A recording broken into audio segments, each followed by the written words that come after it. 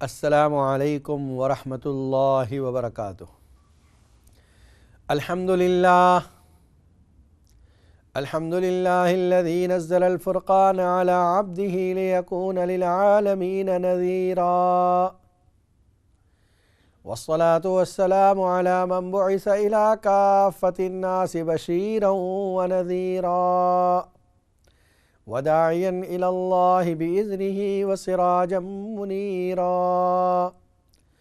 اما بعد فاعوذ باللہ من الشیطان الرجیم، بسم اللہ الرحمن الرحیم۔ لا اقسم بیوم القیامۃ ولا اقسم بالنفس اللوامہ، ایحسب الانسان ان لن نجمع عظامہ، بلا قادرین علی ان نسوی بنانہ، بل یرید الانسان لیفجر امامہ، یسأل ایان یوم القیامہ۔ صدق اللہ العظیم۔ ناظرین کرام، اس وقت آپ دیکھ رہے ہیں اقرا ٹی وی پر لائیو Q&A کا پروگرام۔ مفتی محمد اشفاق آپ کی خدمت میں حاضر ہیں، اور اس پروگرام کی ترتیب یہ ہوتی ہے کہ شروع میں آدھا گھنٹہ کسی موضوع پر گفتگو کی جاتی ہے، اور پھر 1 گھنٹہ آپ کے لائیو کالوں کا سلسلہ جاری کیا جاتا ہے، جس میں آپ اپنے ذہن میں آئے ہوئے بہت سے دینی سوالات کے جوابات معلوم کرتے ہیں، اور قرآن و سنت کی روشنی میں ان کے جوابات دیے جاتے ہیں۔ جو آیتیں آج میں نے تلاوت کی ہیں سورہ قیامہ کی آیتیں ہیں۔ سورہ قیامہ مکہ میں نازل ہونے والی صورتوں میں سے ایک صورت ہے، اور اس میں کسی کا اختلاف نہیں۔ شروع میں اللہ تعالیٰ نے قسم کھائی، لا اقسم بیوم القیامہ، اسی لفظ کی وجہ سے اس صورت کا نام سورہ قیامہ ہے۔ قسم کھاتا ہوں میں قیامت کے دن کی۔ لا یہ زائد ہے۔ ولا اقسم بالنفس اللوامہ، اور میں قسم کھاتا ہوں اس نفس کی جو ملامت کرنے والا ہے۔ ایمان والا، اس کا نفس ایسا ہو جاتا ہے کہ جب وہ نیکیاں کرتا ہے، نیکی کرنے کے بعد بھی وہ یہ سوچتا ہے کاش میں اور زیادہ نیکی کر لیتا، اور اگر کبھی کوئی گناہ کرتا ہے تو اس کا نفس ملامت کرتا ہے، تو نے بہت برا کیا، اللہ کی نافرمانی کی، یہ بہت غلط کیا تو نے، یہ ملامت کرتا ہے۔ اس لیے اس اعتبار سے ہر مومن کا نفس لوامہ ہے۔ صوفیاء کرام نے نفس کی 5 قسمیں ذکر فرمائی ہیں جو قرآن مجید میں مذکور ہیں۔ پہلی سورہ یوسف میں مذکور ہے۔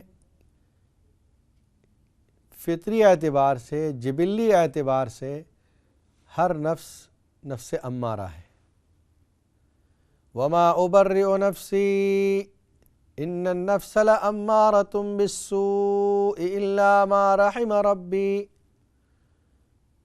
یہ نفس امارہ بالسوء، برائی کا حکم دینے والا، ہر نفس برائی کا حکم دینے والا ہے۔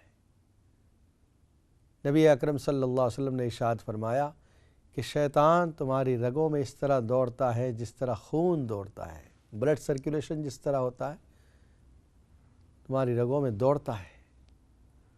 صحابہ کرام نے پوچھا، یا رسول اللہ صلی اللہ علیہ وسلم آپ کا بھی یہی حال ہے؟ فرمایا ہاں، لیکن اللہ نے میری مدد کی ہے اور وہ فرما بردار ہو گیا ہے، یعنی اب وہ برائی کا حکم نہیں کرتا۔ تو عام انسانوں کا نفس پہلا درجہ نفس امارہ بالسوء۔ اگر کوئی شخص عبادت اور ریاضت کرتا ہے، جب عبادت کرتا ہے انسان تو نفس پر بھاری گزرتا ہے، نفس کچلا جاتا ہے، نفس پر کنٹرول حاصل ہوتا ہے۔ جیسے سردی کے موسم میں جب بستر چھوڑنے کو جی نہیں چاہ رہا ہے، ایسے موقع پر نماز کے لیے اٹھ جانا، وضو کر کے اللہ کے سامنے کھڑے ہو جانا۔ گرمی کے موسم میں جب نفس کھانے پینے کو چاہتا ہے، ٹھنڈا پانی پینے کو جی چاہتا ہے، اس کو بھوکا پیاسا رکھنا، یہ نفس پر کنٹرول کرنے والی چیزیں ہیں۔ جب یہ چیز حاصل ہوتی ہے تو پھر وہ نفس جو امارہ بالسوء تھا اب ملامت کرنے والا بن جاتا ہے کہ کوئی گناہ ہوا تو احساس دلاتا ہے کہ آپ نے غلط کیا۔ اگر اور زیادہ اس پر محنت کی جائے، اور زیادہ اس کو ریاضتوں اور عبادتوں میں مشقتوں میں اس کو دبایا جائے تو پھر وہ نفس تیسری قسم کا بن جاتا ہے جس کو نفس مطمئنہ کہتے ہیں۔ اور جب نفس مطمئنہ ہو گیا تو اللہ تعالیٰ نے جو اس کے لیے جزا تیار کی ہے، بدلہ جو تیار کیا ہے، ارجعی الی ربک راضیۃ مرضیہ یا ایتھا النفس المطمئنہ، کہا جائے گا اس سے کہ جا ارجعی، جس وقت یہ جان نکالی جا رہی ہے اس وقت اس سے کہا جا رہا ہے اے نفس مطمئنہ جا تیرے رب کے پاس نفس راضیہ اور نفس مرضیہ بن کر۔ راضیہ کا مطلب اس حال میں کہ تو اللہ سے راضی، اور مرضیہ کا مطلب اس حال میں کہ اللہ بھی تجھ سے راضی۔ تو دیکھیے محنت اور مشقت اور مجاہدوں کے بعد یہ نفس کا درجہ بڑھتا گیا، اور پھر آخر میں فادخلی فی عبادی وادخلی جنتی، میرے نیک بندوں میں داخل ہو جا، میرے خاص بندوں میں داخل ہو جا اور میری جنت میں داخل ہو جا۔ یہ کامیابی۔ سورہ آل عمران میں اللہ تعالیٰ نے ارشاد فرمایا فَمَنْ زُحْزِحَ عَنِ النَّارِ وَأُدْخِلَ الْجَنَّةَ فَقَدْ فَازَ، جس کو جہنم سے بچا لیا گیا اور جنت میں داخل کر دیا گیا وہ کامیاب ہے۔ کامیابی ہم نے الگ الگ کیٹیگریز بنا رکھی ہے کامیابی کی۔ کسی کو مال کا مل جانا کامیابی، کسی کو عہدے کا مل جانا کامیابی۔ غرض ہے کہ دنیا کی نعمتوں کو ہم کامیابی قرار دے رہے ہیں، حقیقی کامیابی یہ ہے کہ انسان کو جہنم سے بچا لیا جائے، جنت میں داخل کر دیا جائے۔ یہ حقیقی کامیابی ہے جس کو اللہ تعالیٰ نے کامیابی قرار دیا۔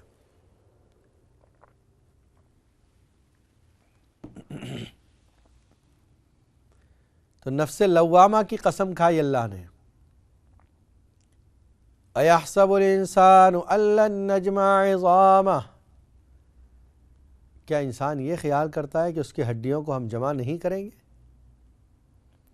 بَلَىٰ قَادِرِينَ عَلَىٰ أَن نُّسَوِّيَ بَنَانَهُ،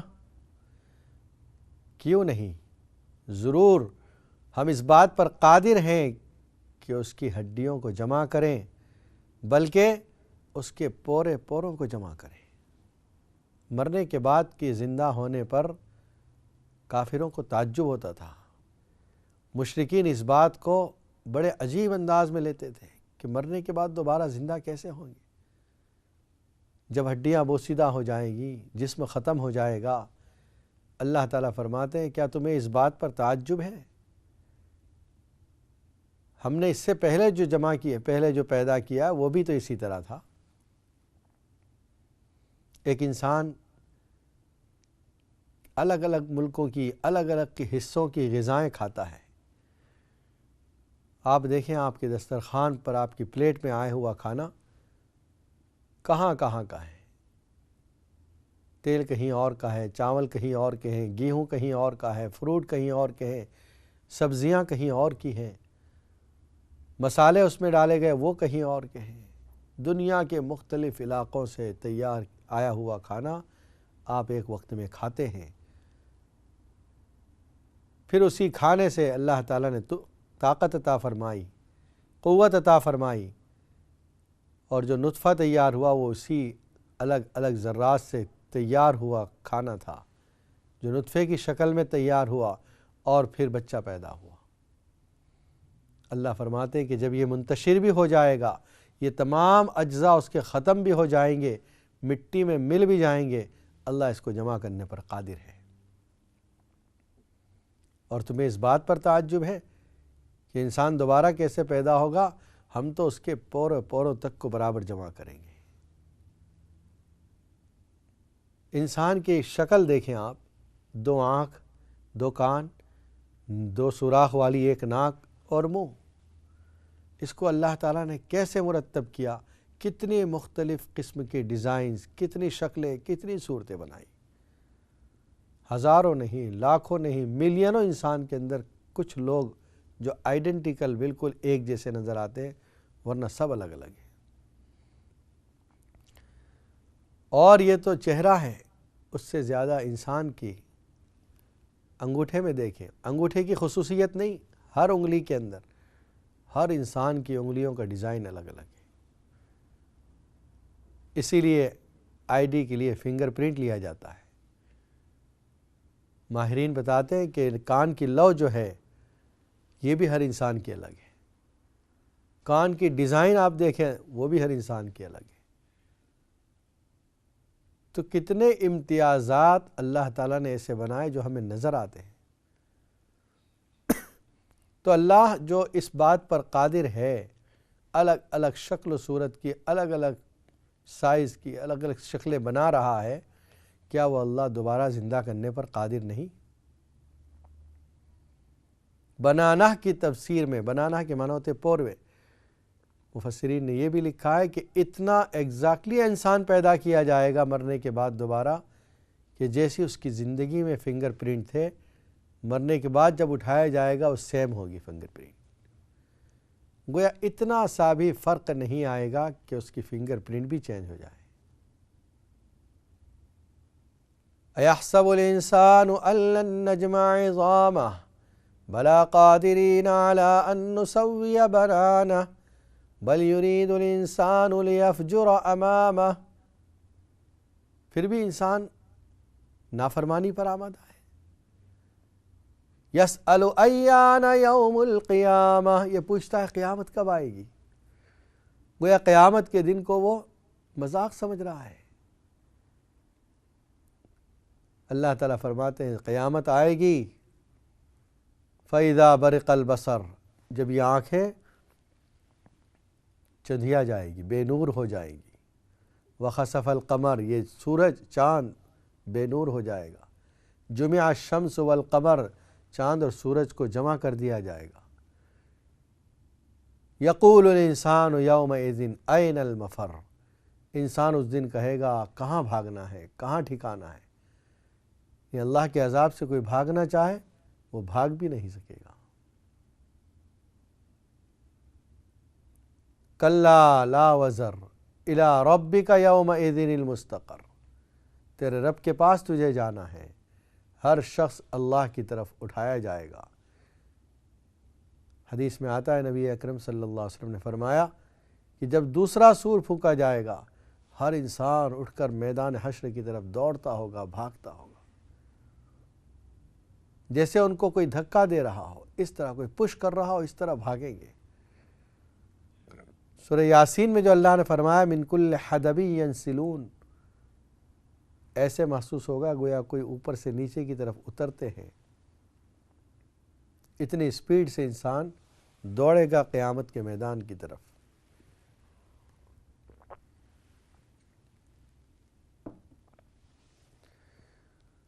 قیامت کے میدان کی طرف سب حاضر ہوں گے، یہی اس کا ٹھکانہ ہے۔ اس کے بعد اللہ تعالیٰ نے وحی کی کچھ کیفیات اس صورت میں ذکر فرمائی۔ کیا ہوتا تھا؟ نبی اکرم صلی اللہ علیہ وسلم پر جب حضرت جبرائیل وحی کی آیتیں لے کر، قرآن کی آیتیں لے کر نازل ہوتے، نبی اکرم صلی اللہ علیہ وسلم اس کو زبان سے دہراتے تھے تاکہ کہیں بھول نہ جائیں۔ اللہ تعالیٰ نے آپ کو اطمینان دلایا کہ آپ اپنی زبان کو حرکت نہ دیں۔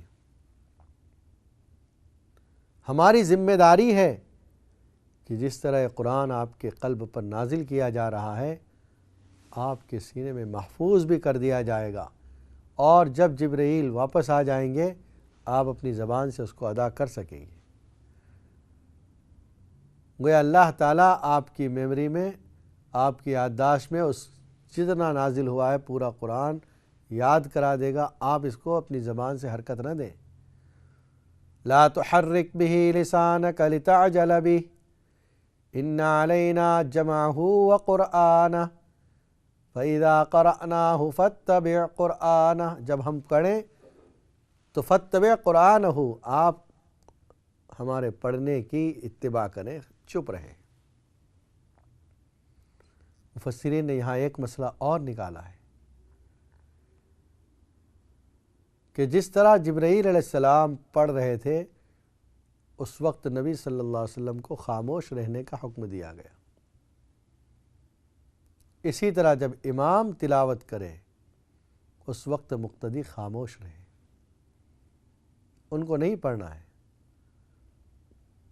حدیث میں من کان لہ امام فقراءۃ الامام لہ قراءۃ، جس کا کوئی امام ہے اس کا پڑھ لینا، امام کا پڑھ لینا، اس کا پڑھ لینا ہے۔ اور قرآن میں ہے وَإِذَا قُرِئَ الْقُرْآنُ فَاسْتَمِعُوا لَهُ وَأَنصِتُوا لَعَلَّكُمْ تُرْحَمُونَ، جب قرآن پڑھا جائے تو اس کو سنو اور خاموش رہو تاکہ تم پر رحم کیا جائے۔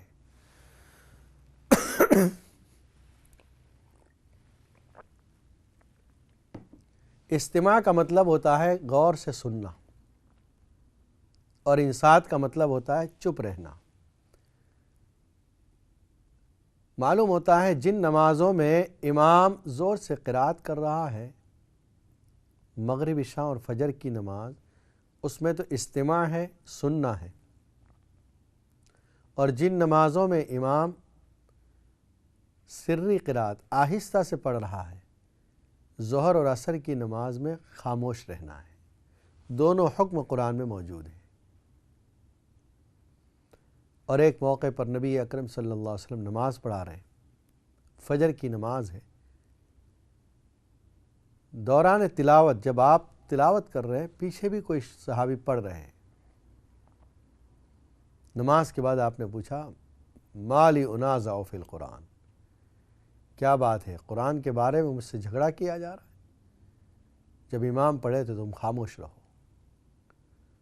اس لیے کہ امام کا پڑھنا یہ مقتدی کا پڑھنا ہے حکماً۔ الامام ضامن، حدیث کے الفاظ ہیں امام یہ ضامن ہے، اس نے ضمانت لی ہے مقتدیوں کی احکام نماز کی۔ ایک واقعہ لکھا ہے کہ کسی بستی میں اس مسئلے پر اختلاف ہو رہا تھا، کچھ لوگ چاہ رہے تھے کہ نہیں، امام کے پیچھے پڑھنے کی اجازت ہونی چاہیے، وہ اپنے طور پر کچھ دلائل دے رہے تھے۔ اکثر لوگ اس پر قائل تھے کہ نہ، امام کے پیچھے نہ پڑھا جائے۔ اس بستی کے بڑے عالم کے پاس یہ لوگ گئے، جو لوگ پڑھنے کے قائل تھے، انہوں نے کہا کہ بھئی ہم آپ سے اس بارے میں کوئی مناظرہ چاہتے ہیں، آپ دلائل کے ساتھ بات کریں۔ امام صاحب نے کہا اچھا،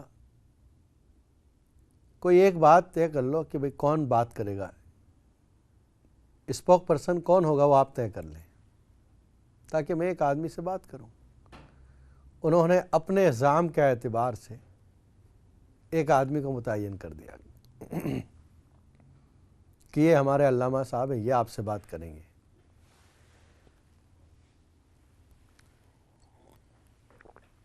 ان عالم نے کہا کہ اچھا، مسئلہ ختم ہو گیا، مناظرہ میں جیت گیا۔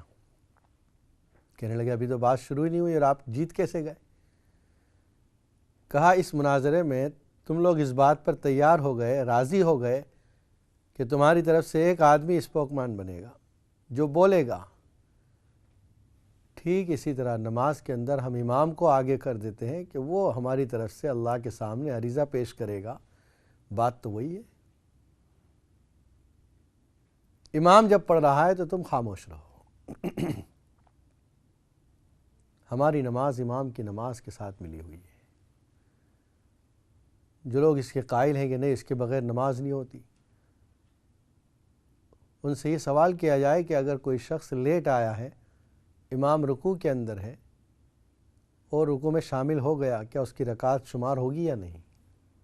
یقیناً شمار ہوگی۔ حالانکہ اس نے نہ الحمد پڑھی ہے نہ قرات کی ہے، صرف رکوع میں امام کے ساتھ شامل ہوا ہے، تو اس شامل ہونے کو بھی یہ سمجھا جاتا ہے کہ اس نے قرات کر لی حکماً۔ ٹھیک اسی طرح اگر امام کھڑا بھی ہے اور قرات کر رہا ہے تو مقتدیوں کو کچھ نہیں پڑھنا ہے۔ اگر آپ نے امام کے ساتھ اللہ اکبر کہا ہے تکبیر تحریمہ میں تو پھر ثنا پڑھ لیں آپ، یا آپ فوراً شامل ہوئے ہیں کہ ابھی امام نے قرات شروع نہیں کی ہے تو ثنا پڑھ لیں، باقی آپ کو تلاوت نہیں کرنی ہے۔